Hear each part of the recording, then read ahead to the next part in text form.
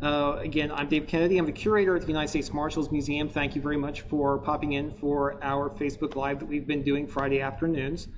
I have as a special guest today Dr. Sharon Tosi-Lacey. She's the chief historian at the United States Census Bureau, and we'll be talking a little bit more to her about what it is she does, about the history of the Marshal Service and the Census Bureau, and how important they both have been to our history as well as how important they are now. We're also going to, before I get into that, I want to talk a little about, we have some videos that we have recently put up onto our YouTube channel. Those are both tied into our current Talks on Tap lecture series, Facing Ourselves, Discussions on Civil Discourse, a subject that we think is very important today.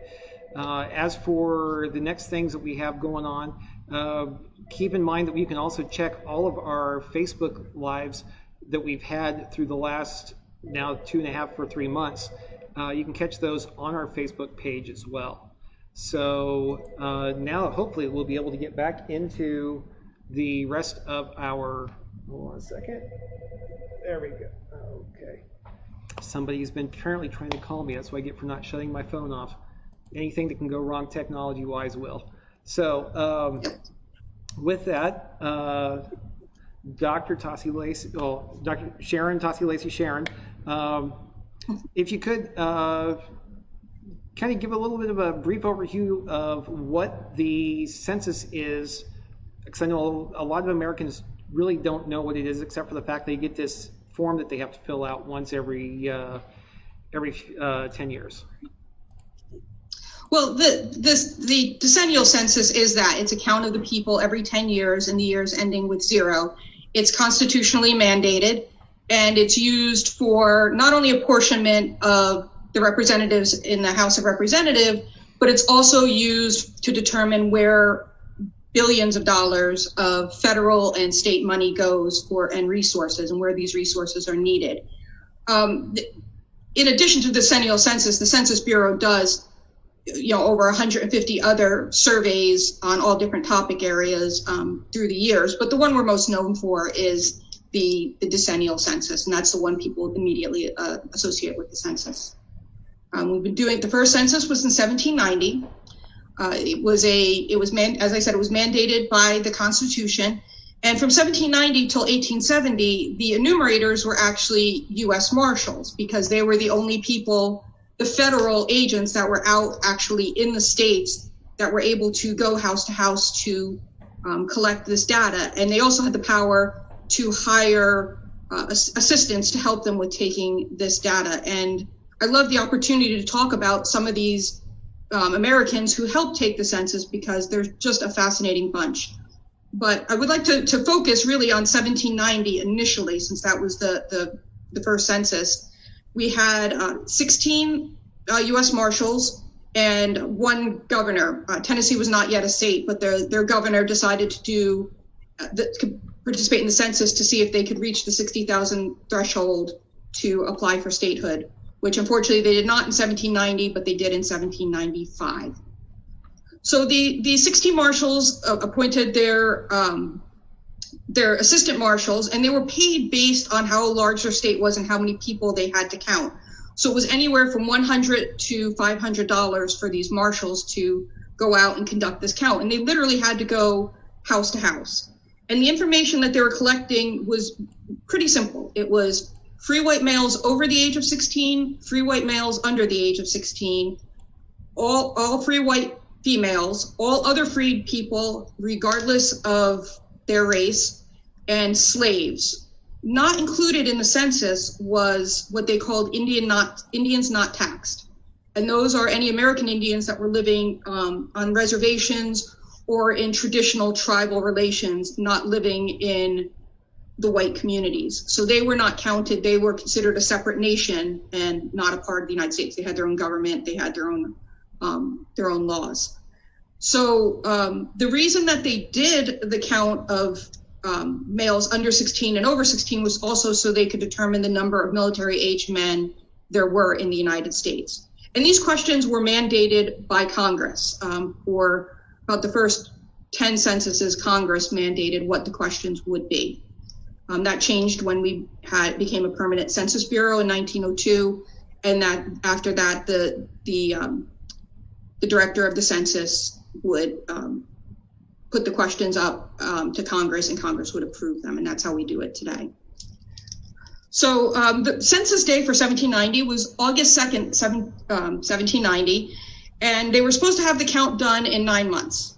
And if they did not have the count done in time, the marshals would forfeit an $800 fine. So they were definitely motivated to have the count done in time. However, given how large the country was and how spread out with very, very little infrastructure, no real postal addresses to find out where people were living, it actually, it wasn't completed. I think South Carolina was the last one to finally get their numbers in. They had some significant difficulties in the spring of 1792 is when they finally got all the counts in. And Congress had given them several extensions to avoid the marshals having to take that fine.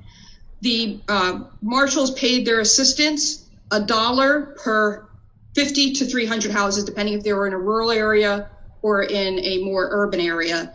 The largest city was New York City, as it has remained every census since then. And in 1790, New York City was a whopping 33,131 people. Wow. You said 33,000 yes. in New York City? A little bit of a difference from today. Yes. The entire count was about 9 million people. And at that time, the Secretary of State was actually the person who oversaw the census. And that held true through 1830. And then after, for the 1840 census, they began appointing a census superintendent because there was no permanent Census Bureau. The Census Bureau or the Census Office would come into place for the census year, and as soon as the data was tabulated and given, then the Census Office went away till the next census. However, in 1810, they expanded what the census collected and started collecting manufacturing data and agricultural data. So each year, each census, you saw what they were collecting increase more and more. So it became, at the beginning, it was just the heads of households and a pure number of the people underneath them. Then as time went by and they realized the use of having more and more data, they began increasing what they asked, as finding out what people were working in, what manufacturers, who was in agriculture. In 1850, they started listing the center of enumeration was no longer the household, it became the individual. So they started recording the data for each individual. And then obviously 1870, after the Civil War, was the first time that every single person was named. For 1850 and 1860, it was only free people whose names were who were recorded by name. All others were just recorded by race, sex, and age. So those first U.S. Marshals, which is interesting because right now your census data is protected by Title 13. By law, no one who's ever worked for the Census Bureau can release your personal data. The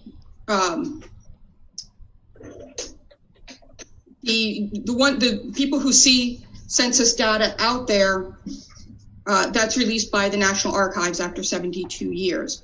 But by contrast, in 1790, the marshals were not only they were required to post the census schedules in 2 different public places so people could come and make corrections on it. Okay. Now they did have some issues because people in the United States generally distrusted the government wanting their data. They thought it would be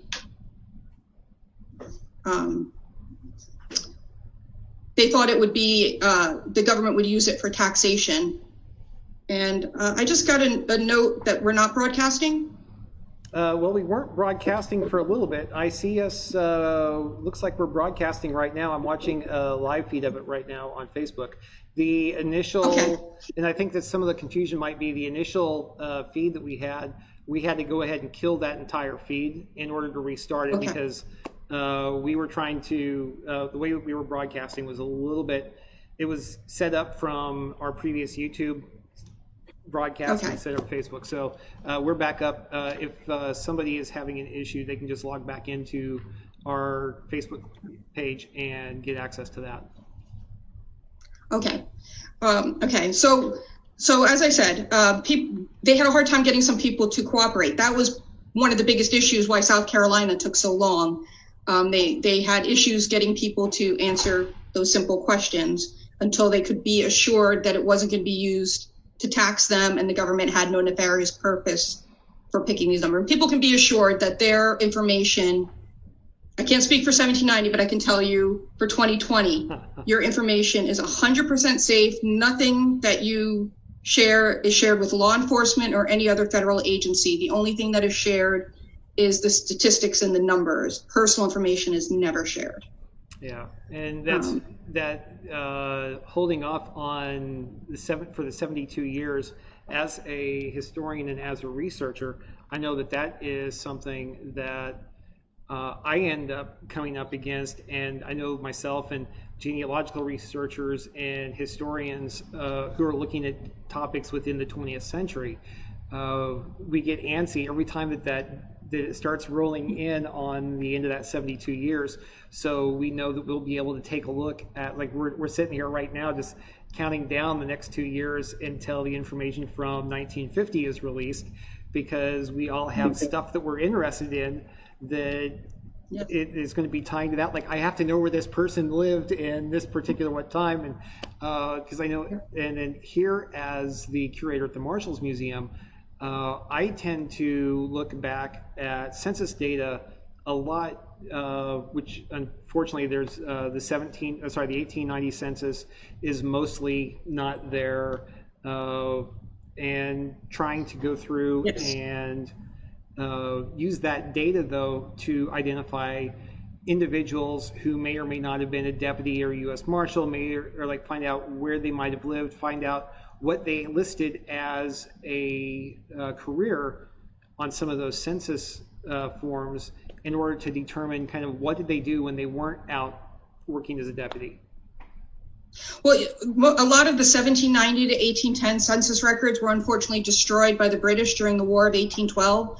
And for example, George Washington is the only president we don't have an official census record for, because he died before the 1800 census, and his record, most of Virginia's records, were destroyed. They've attempted to recreate a lot of them using other records, such as tax forms, but and property tax, property forms and things like that. But unfortunately, there is a hole. And the other big hole is the 1890 census, which unfortunately most of it burned up in a fire in 1921. And each of the states were supposed to retain a copy of their census forms, but as we found out, they did not. So unfortunately, people who do genealogical research will realize a big frustration, especially because 1890 was our most comprehensive census to date. It had, I think, 31 questions on it, and it collected a lot of data on veterans from the Civil War also. Okay. But I would like to, if possible, so the final count for the 1790 census was 3,929,214 people. And that was used, obviously, for apportionment. After New York City, Philly was the biggest city. But I'd like to talk a little bit about some of the marshals, not just from the 1790 census, but some more interesting marshals. One of the great joys of being a historian is to be able to be a storyteller and to be able to spend time digging up and finding people that maybe are lost to history, and to be able to give their story a voice, because, so many people may not have been at national level fame, but did amazing things in their communities. And we love to share those stories. And I have 4 historians and a researcher, and we spend a lot of time digging through newspapers and following trails to find these people. And we tell their story on our website under our notable alumni.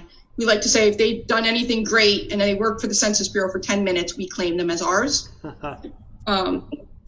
And I'm sure the Marshals is probably the same way. We are the same way. Yes. So first I'd like to talk about a few of the more interesting guys from they were all men, obviously, in 1790.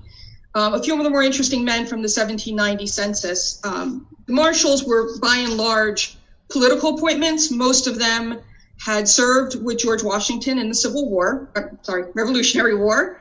And so they were political appointments in the way as they were patronage, but they were still law enforcement. These men were still had a job to do and still did it well. One of the interesting guys is from New York. The marshal was William Smith, who happened to be the husband of John Adams' oldest daughter, Abigail. And what's interesting about him is, even though he had, so from 1790 to 1830, the U.S. Marshals had to create their own forms. They were given the questions, and then they had to use whatever paper they had on hand to create the census form to record the data. It wasn't until 1830 that they were given standard printed sheets. So you saw a few, like William Smith added a couple of extra columns to the New York Census to break down from different areas the ratio of men and women. And we're not quite sure why he did that. We're sure it must have been something the New York governor wanted him to do and found important. And then we saw the same thing in Pennsylvania. Clement Biddle, just for the city of Philadelphia, he added a couple of lines to record what the head of household's profession was. And again, we've done research and we've looked through and we cannot find whoever requested him to do that is lost to time. It may have been something the mayor or the governor requested. It may have been something that he did for his own business interest, because he was a businessman in Philadelphia also. But it was interesting that he was collecting occupations, because we began collecting manufacturing and agricultural data in 1810. So he was actually anticipating what we would be doing with the census in the not too distant future. And when they were debating the census questions, there were many people of the founding fathers who understood the power of this data and wanted to expand it. James Madison in particular, he really wanted to ask a lot more questions. The only thing he could get was the males over 16 and under 16 to get a handle on how many military-aged men they had. But we saw this steady expansion each census. Another person who's notable, and I know he's very well known to you, is Robert Forsyth, who was the Georgia marshal. And unfortunately, on January 11th, 1794, he became the first federal officer killed in the line of duty when he was killed trying to serve a subpoena on, I believe it was a former minister that had holed up with his brother, and he was killed as they tried to break through the door. But his son actually became a congressman, senator, and secretary of state.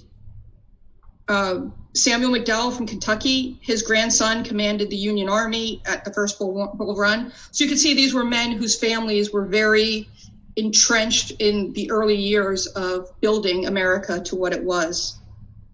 Vermont was a special case in 1790 because they did not become a state until 1791. So Congress had to pass a special amendment to have them a legislation for them to be part of the census in order to get part of the apportionment.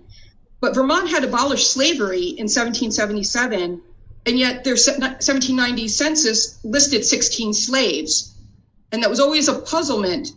And it wasn't until 1870 when the chief clerk of the Census Bureau went back and re-looked all the data and the numbers from all the previous censuses and realized that they must have been freed black men who were incorrectly coded as slaves, and went back and corrected the official record of that. The marshal in Maine was Henry Dearborn, of whom he became Secretary of War in Dearborn, Michigan, is named after him. And finally, Isaac Hare was the poor guy in South Carolina. He just had all kinds of issues trying to get the count. He actually had to prosecute one of his own assistant marshals because he was just falsifying data. And he actually risked, he paid, I think he paid the $800 fine for not getting the data in on time. And I'm going to interrupt there, though, because you've used the term assistant marshals in a number of different points. And just I wanted to point out for our viewers that assistant marshals is a different position than deputy marshals. The deputy marshals, who from the founding of the country all the way to today, we have in place. That is a different job and a different responsibility than the positions of assistant marshals who were hired temporarily during the censuses. That is absolutely correct. And the assistant marshals were usually, that was the beginning of the census. From the beginning, the census realized if you're going to get people to cooperate with the census, you need to hire people who know the neighborhood, who know the people, who have their trust. And that was initially why the US Marshals were given that task, because they were considered the honest brokers of the federal government out in the community. And to be honest, they were really the only federal officers out in the community. And really pretty early on, the Census Bureau began encouraging the marshals to hire as their assistants people who represented the community, which meant if you were in a Spanish-speaking community, you hired someone who spoke Spanish. If you were in a free African-American community, you would hire an African-American. So they were really doing diversity before it was really even a concept elsewhere. For example, in 1860, Pedro Valdez was an assistant marshal in New Mexico, in Taos and Rayado. And he ended up, actually, he was a major general in the Civil War later on. But this was a perfect example of very early on them the Census Bureau and the U.S. Marshal Services recognizing that you need to have representatives of the community requesting this. In Florida, he was a U.S. Marshal, Fernando Joaquin Moreno, the U.S. Marshal from 1853 to 1861. And he is just a fascinating character. He had quite a few assistants under him, but he personally did the enumeration of Monroe County, Florida, and which included a woman who claimed to be 125 and said that she remembered the Revolutionary War. But during the census, so at this point in 1860, the trade of slaves coming in from Africa had been banned already in the United States and in Europe. And so they would regularly intercept these slave ships bound for Cuba. They were coming through American water. And so at the time of the census, they had stopped, I think it was 4 ships that had about 1,400 people on it. And they made the ship land at Key West. And so in the middle of the census, he had to figure out what to do with these people because some of them were very, very ill. And he had to figure out how to get them back to Africa and how to get them healthy first. And he actually used his own money not only to care for those who survived, but he paid for the burials. I think almost 300 died. And he also paid for and arranged for their passage back to Africa. They were all headed to Cuba into slavery. So he's just a fascinating person. And my personal favorite, and again, we're still digging through. Those early years are just very hard to find the names of the marshals and assistant marshals. So we're painstakingly wading through old newspapers and finding these people as we can. My personal favorite is George Washington Francis, who was in the 1870 census. And of course, this was the first census after the Civil War. And it was also the beginning of the statistical revolution. Francis Amasa Walker was the director of the census. He had been a colonel in the Union Army. And he really embraced the concept of diversity. And he made a concerted effort to hire freed slaves, disabled Union veterans, and the widows of Union veterans. So he had a very diverse workforce. And one of the people he had hired was George Washington Francis, who was in Bridgeport, Connecticut, initially. And he had been born a free man. And when his wife died, and a close friend of his died, and he and the friend's widow started a business together and then eventually got married, which is fantastic, except the woman was white. And so her family had her committed to an insane asylum because of this marriage. He broke her out and they fled to New York City, where he was very, very involved in Republican politics. And he was appointed assistant marshal for the 1870 census, and actually P.T. Barnum was a close friend of his from Bridgeport, Connecticut, and P.T. Barnum is the one who recommended him for this position. And he went from the Census Bureau to the U.S. Customs, and he and his wife had a business and ran like an import-export business for many years.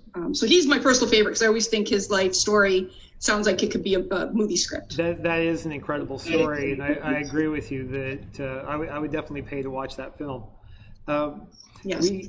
I know that there were a couple of the Deputy U.S. Marshal, or at least Marshal Service representatives who died in the line of duty. Could you mention them? Sure. It was both during the 1870 census. The first one was CRV Shepsky, and he was murdered. And the thought is that the people who killed him might have thought that his large enumerator's bag was carrying tax money. And the other one was Herman Hillebrand, and he died. He injured his leg. A lot of the early censuses, they were riding horseback to try to get to all these disparate places. And both of these took place in Texas, so you can imagine the distances they had to cover. And he injured his leg and later died of his injuries. 1870 was the last year that U.S. Marshals served as enumerators, because with the incoming of Francis Amasa Workler was also a revolution in statistical data. So no longer were they just counting numbers and reporting aggregate numbers. They were actually doing some statistical analysis of the numbers. And we were, at the beginning, we had the seat and calculating machines, so they were able to ask more and more information, and it just became too big, and the time it took to calculate the numbers and do the statistical analysis was too much, and it became too much for the U.S. Marshal Service to take on, in addition to all of their law duties. So starting in 1880, we began using specially trained temporary enumerators, and really that's when you saw diversity at the Census Bureau really take off. You saw women for the first time were acting as enumerators, and actually they had been hiring so many women at headquarters, particularly in women and minorities, worked a lot of the key punch, because the Seton and the Hollow Earth machine, they would punch cards. It was by punch cards, and that was considered unskilled labor. So you had a lot of women minorities that had those jobs. And as we moved to a permanent Census Bureau in 1903, half of our permanent staff were women. And by 1920, you had women and minorities as supervisors in the field at a headquarters. And particularly at headquarters, as we moved into the computer age, if anyone saw Hidden Figures, it was pretty much the same thing. The people who had been working as the punch card tabulators were the ones who understood and were able to move into computers very easily. Yeah. So, yeah, I mean, it's just really just an amazing story. And I know that you have mentioned yourself that you've got some interesting collections there at the history department, and you've got some other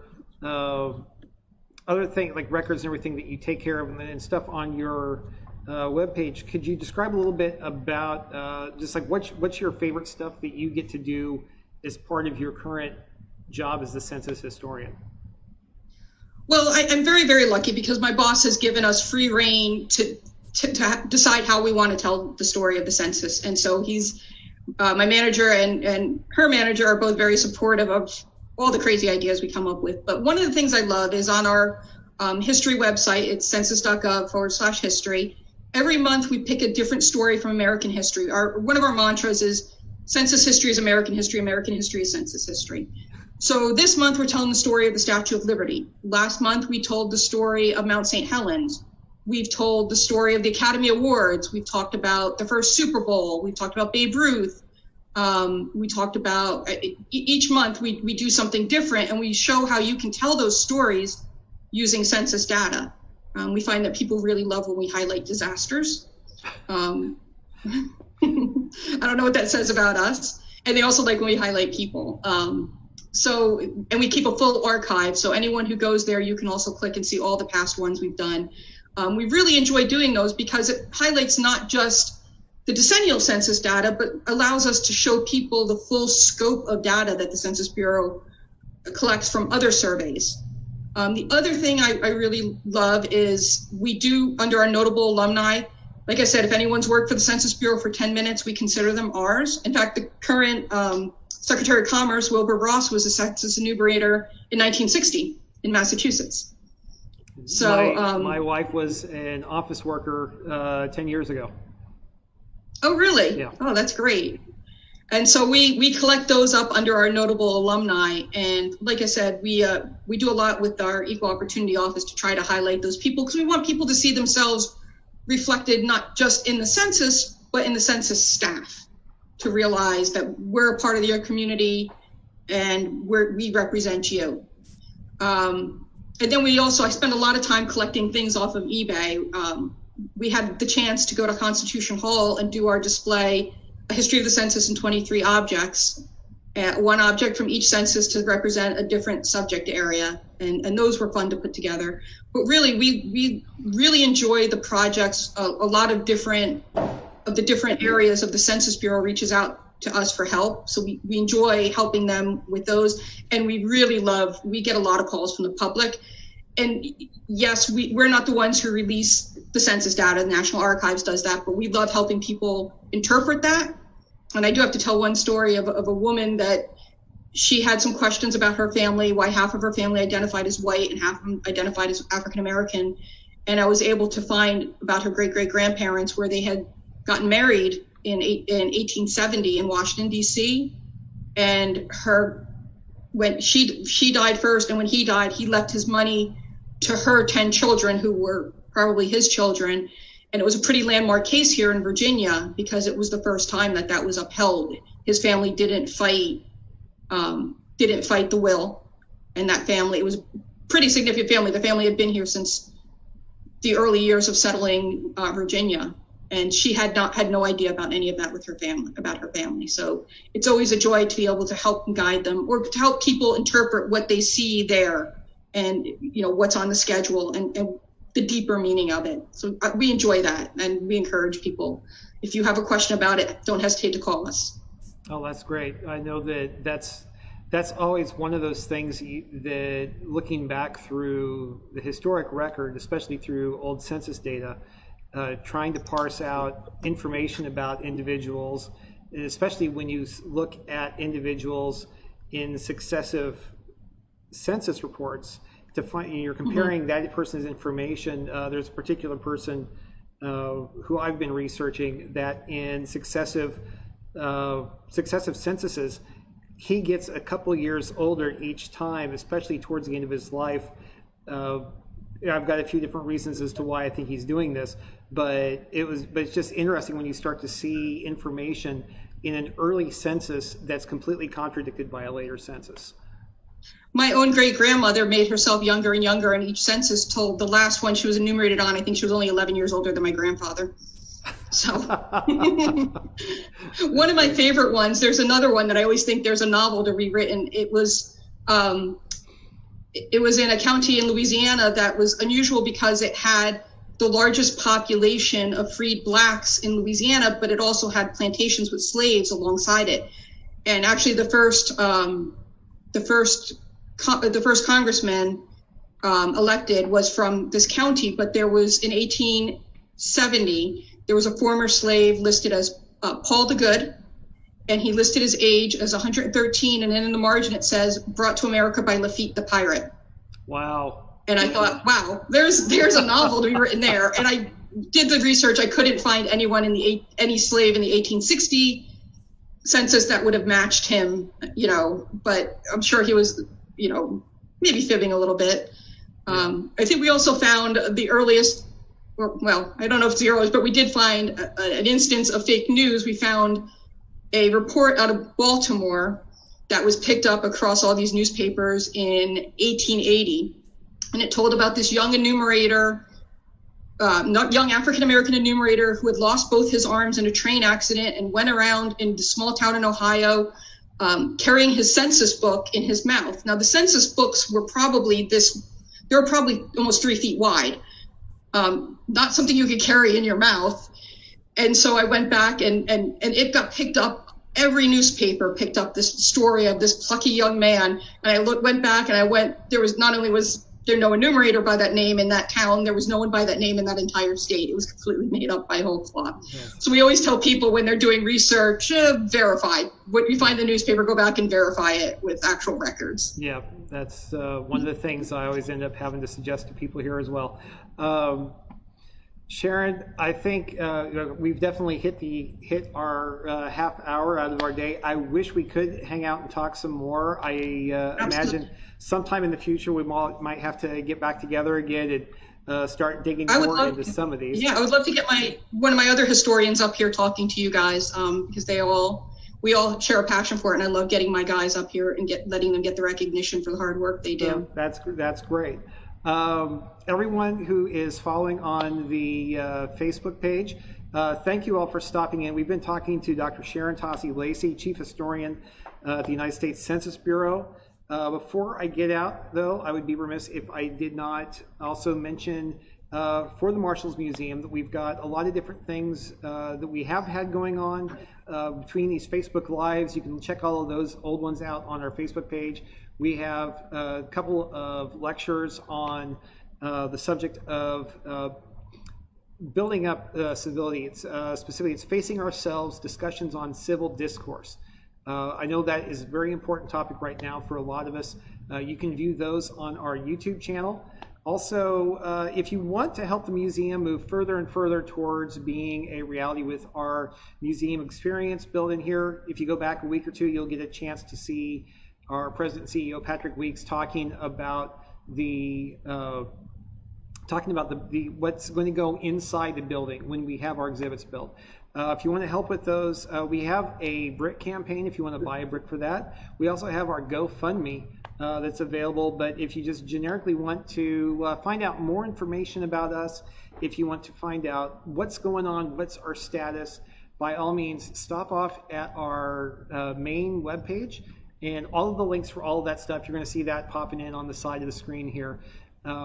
Feel free to stop in at any of those, find out the information. If your question is not answered there, feel free to contact us through the webpage, contact us through Facebook. We're also on Twitter and Instagram. So by all means, feel free to come in. We've also several times during the course of this presentation shared the information for the Census Department to fill out the 2020 census. This is very, very important. You only get a chance to do it every 10 years.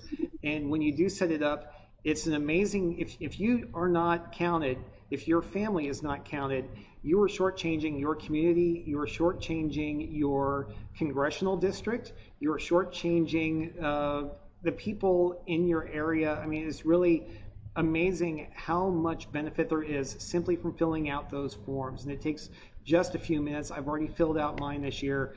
It's a really easy thing to do, and there's some just amazing tangible results for your community. So we've already shared the link to get to the 2020 census. We also shared the link for the Census History Department. And so if you've got a question for Sharon, you can go ahead and go to that. You can check out all of her old history presentations that they've done on the subject she mentioned. The Mount St. Helens one was pretty cool. I remember seeing that last month because I remember being a kid I had a vial of Mount St. Helens ash. I lived in Illinois and we were getting ash that far away. But Dr. Tosi-Lacey, thank you very much for coming on. Anytime. Thanks for telling us about your stuff. It's obvious your passion for the subject. And it's very appreciated, the passion that you have, not just for the census, but for the marshals and the other people who did the early censuses. We look forward to keeping our relationship with you and working with you in the future. Oh, that's great. Thank you very much, and I hope everybody else has a great weekend. Stay safe, take care of yourselves, and hope to see you at the museum someday.